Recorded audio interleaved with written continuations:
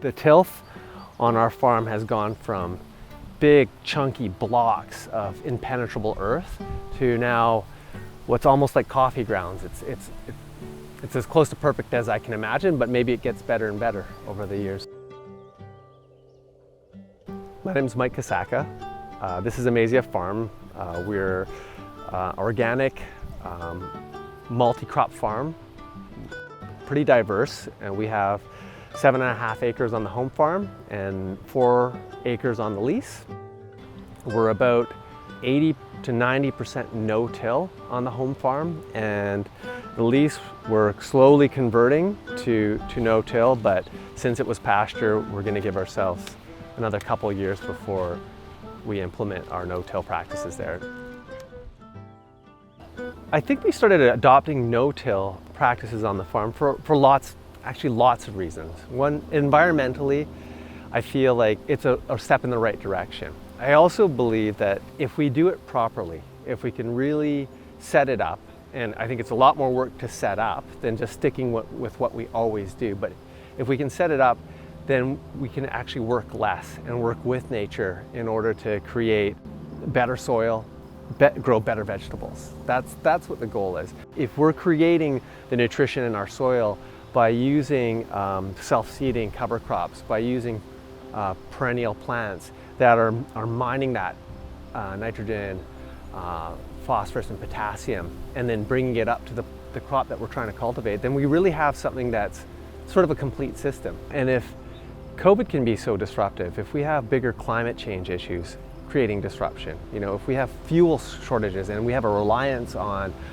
petrochemical products like plastic to protect our soil, then as soon as that disappears, if we haven't built up strategies and techniques for farming and protecting soil in the absence of that, then it'll be too late. We'll be trying to discover it all or create it all. I'm really happy that I have a tractor that runs on diesel to set up a farm that doesn't need a tractor that runs on diesel. Some of the ways that we've tried to control for climate change, insofar as you can control that, on a farm level, is to build in some securities, okay? So we're no-till, and we're moving towards perennial mulch on the farm. So like a perennial living mulch, so plants that serve as cover for the soil so that we get less water loss and cooler soil, and then more dynamic microbial activity. And that's what we want to go to. Every time you plow your field, you're setting your microbes off, and they're off-gassing all that carbon that they're chewing through. So, in that small way, we're mitigating some climate change on a bigger scale. I don't know how much of an impact that makes, but it does something for sure. But for us, what it means is, there's less weeding to do.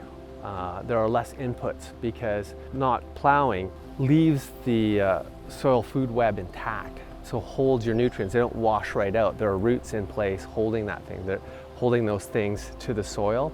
And there's also protection from rain and compaction. If you're a new farmer and you want to go no-till, I think that's great. I think it's really good to start from scratch and do it right. You have a shot to do things, to set things up really well for yourself, as opposed to an established farmer who's trying to adapt this no-till system into systems that he or she already has in place. So the one thing I'd say to a new farmer is, it doesn't happen overnight.